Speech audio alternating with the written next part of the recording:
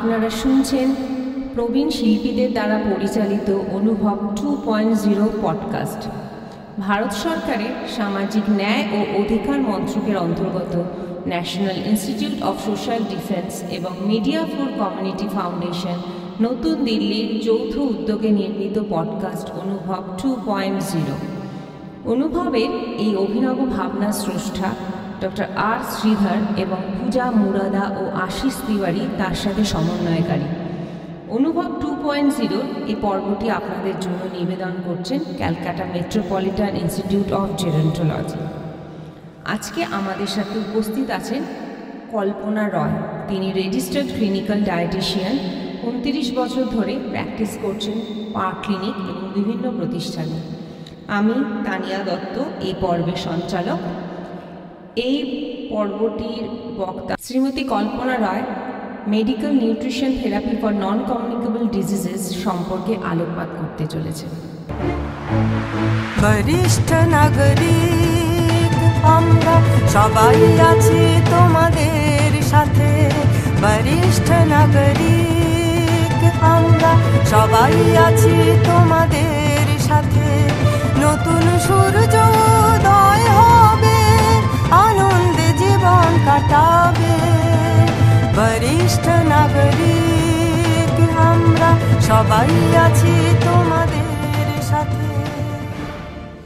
নমস্কার শ্রোতা বন্ধুরা, আমরা জানি যে prevention is better than cure.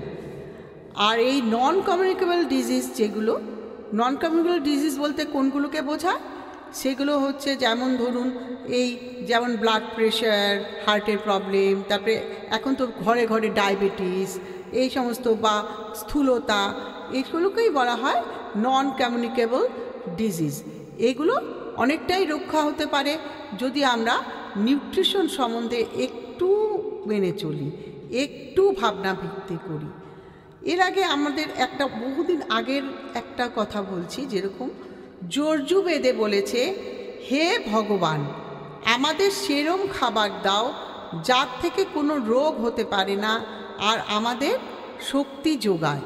তার মানে এই যে ডায়েট, এই যে নিউট্রিশন, এগুলোর ব্যাপারে কিন্তু আমাদের যজুর্বেদেও ছিল।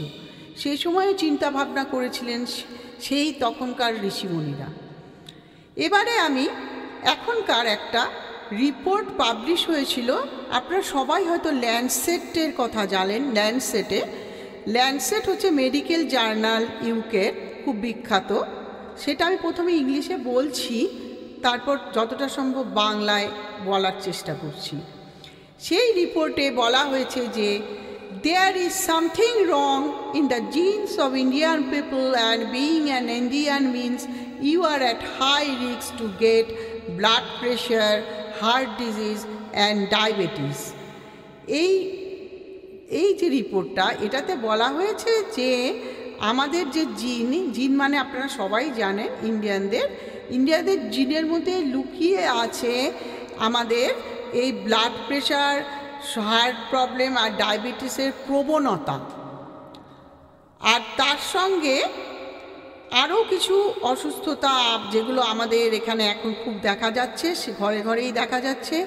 একটা তো অনেকেরই হচ্ছে, সেটা বিভিন্ন ধরনের খাওয়ারের সমস্যা ইত্যাদির জন্য ওবেসিটি আছে, মানে স্থূলতা যাকে বলা হয়।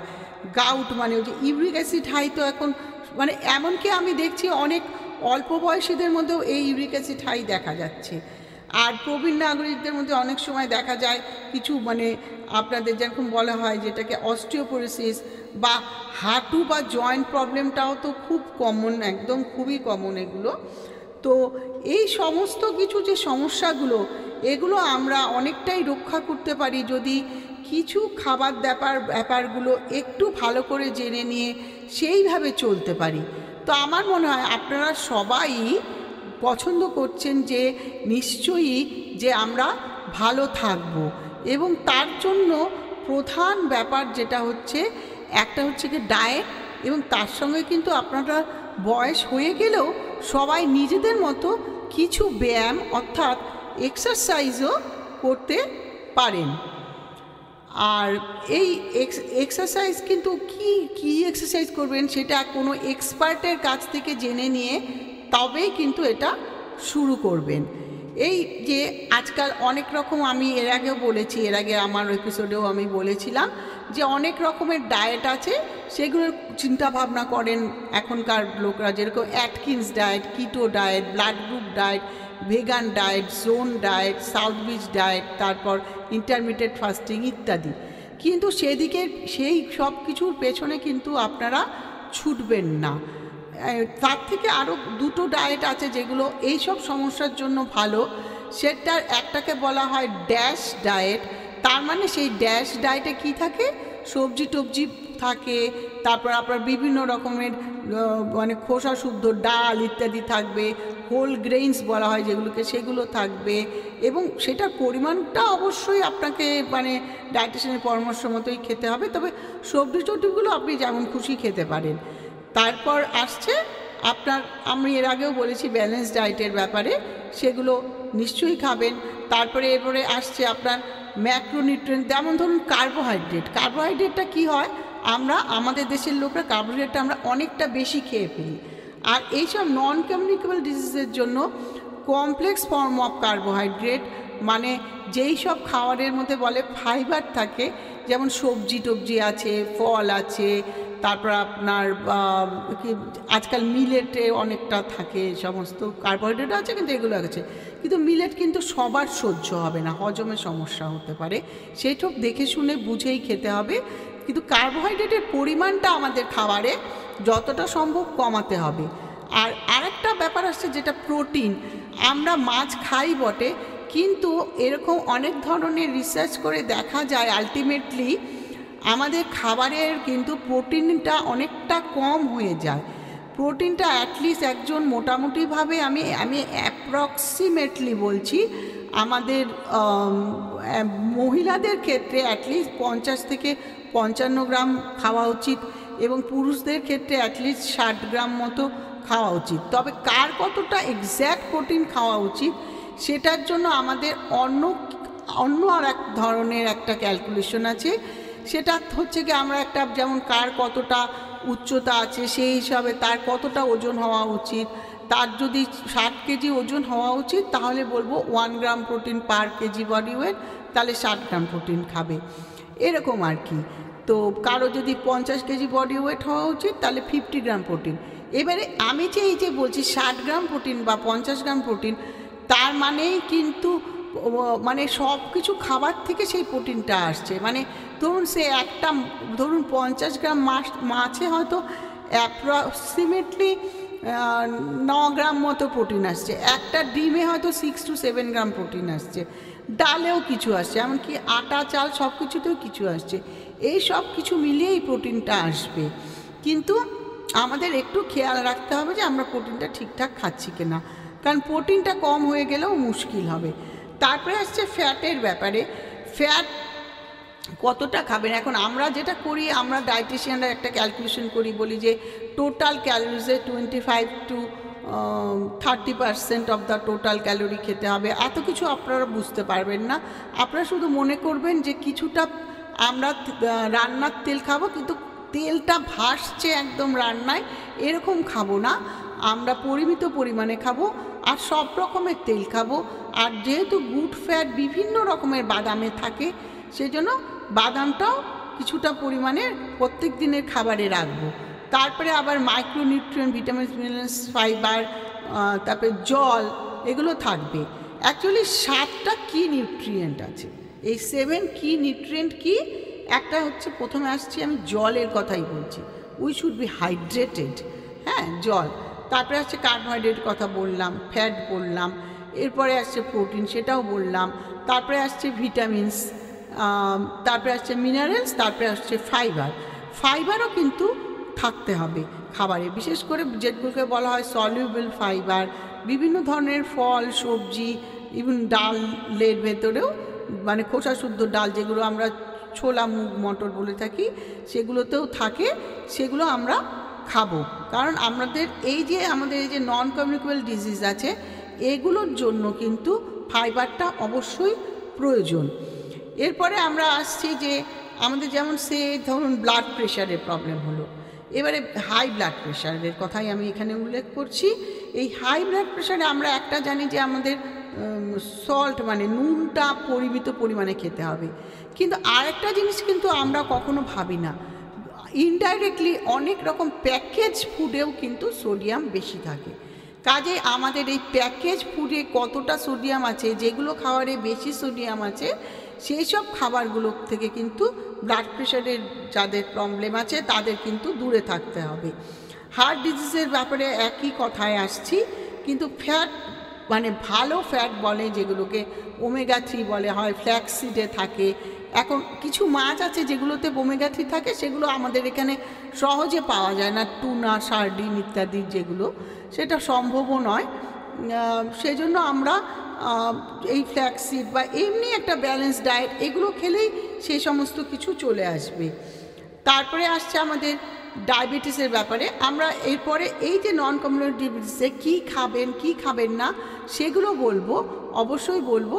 যেরকম ধরুন একটা এরকম সিগন্যাল আছে, হ্যাঁ, ধরুন ট্রাফিক লাইটে যেরকম রেড জোন কিছু খাবার আছে, সেগুলোকে আমরা ট্রাফিক লাইটের রেড লাইটটা দিয়ে তুলনা করছি। ইয়েলো লাইট মানে ইয়েলো সামটাইমস ফুড মানে সেগুলো খাবো কিন্তু পরিমিত পরিমাণে। আর গ্রিন লাইট ফুডস মানে গ্রিন লাইট ফুড মানে সেগুলো গো অ্যাহেড, তার মানে সেগুলো যেমন খুশি মানে হজম শক্তি অনুযায়ী যেমন খুশি খাওয়া যেতে পারে। তাহলে এই গ্রিন জোন ফুডগুলোর মধ্যে কি আছে? গ্রিন জোন ফুডের মধ্যে হচ্ছে আপনার বিভিন্ন ধরনের শাক সবজি এগুলো আছে, যেমন ধরুন এই পটল বলুন, তারপর ধরুন এই যে শীতের সবজি যা যা পাওয়া যায়, বিনস ইত্যাদি, পালং শাক ইত্যাদি, এগুলো সব কিছু আছে। এখন অনেকের ক্ষেত্রে হয়তো কোনো কারণে কিছু কিছু সবজি বাদ যেতে পারে, আর সেগুলো তো আমাদের প্রথমেই সেজন্য সব কিছু দেখতে হয়, অনেক কিছু দেখে রেস্ট্রিক্ট করতে হয়। আদারওয়াইজ ইন জেনারেল যদি শুধু এগুলোর সমস্যা থাকে, সেই ক্ষেত্রে সবুজ শাকসবজি যেমন খুশি গ্রিন জোনের খাবার এটা খেতে পারেন। তারপরে আসছে ইয়েলো জোনে কী আছে? ইয়েলো জোনে যেমন ধরুন চাল আছে, রুটি আছে, মিলেট আছে, আলু আছে, কলা আছে, আপনার এই ধরুন কর্ন আছে, বিভিন্ন রকমের ডাল আছে। এগুলো খাবেন কিন্তু খুব ইচ্ছে মতো নয়, একটা নির্দিষ্ট পরিমাণ অনুযায়ী এই ইয়েলো জোনের খাবারগুলো খাওয়া যেতে পারে। তারপর আপনার মাছটাও কিন্তু এই ইয়েলো জোনে পড়ছে, এই ধরুন বা দুধ জাতীয় বা ডেয়ারি যেত লো ফ্যাট ডেয়ারি মিল্ক যেগুলো, সেগুলো খাওয়া যেতেই পারে, সেগুলো এই ইয়েলো জোনে আসছে, কিন্তু সেগুলো পরিমিত পরিমাণে। এই ডিমও খেতে পারেন, ডিম একটা করে খেতেই পারেন পার ডে, তাতে কোনো অসুবিধার ব্যাপার নেই, কিন্তু পরিমাণটা সেটাই থাকবে, খুব বেশি নয়।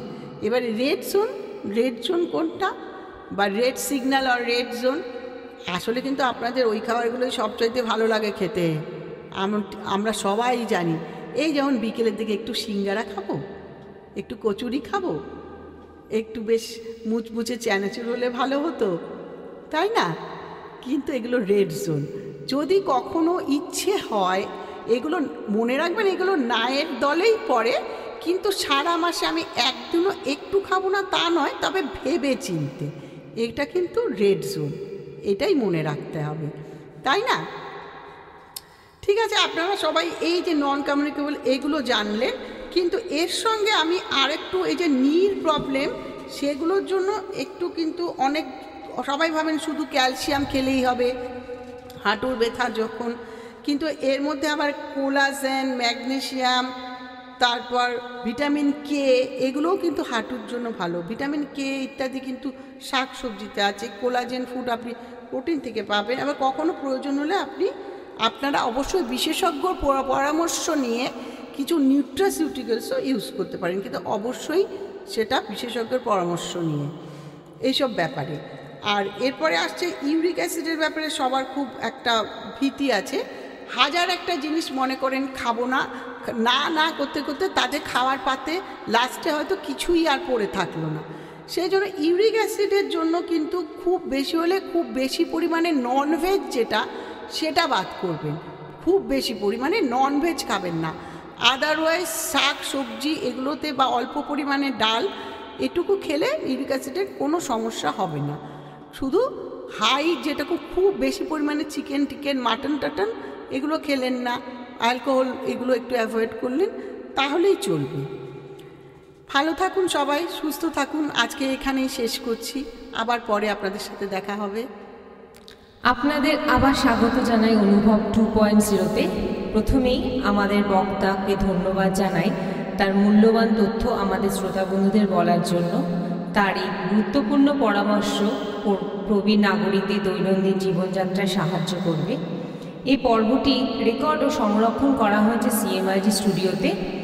এই প্রতিষ্ঠানটি গত 3 দশক ধরে প্রবীণ নাগরিকদের সেবার উদ্দেশ্যে কাজ করে আসছে। আমি আন্তরিকভাবে ধন্যবাদ জানাই CMIG কর্ণধার ডক্টর ইন্দ্রাণী চক্রবর্তী এবং আমার সহকর্মী ঈপ্সিত চক্রবর্তী ও পারমিতা দাসকে। অসংখ্য ধন্যবাদ জানাই শ্রোতাদের শেষ অবধি আমাদের সাথে থাকার জন্য। আশা করি আপনাদের এই অনুষ্ঠানটি খুব ভালো লেগেছে।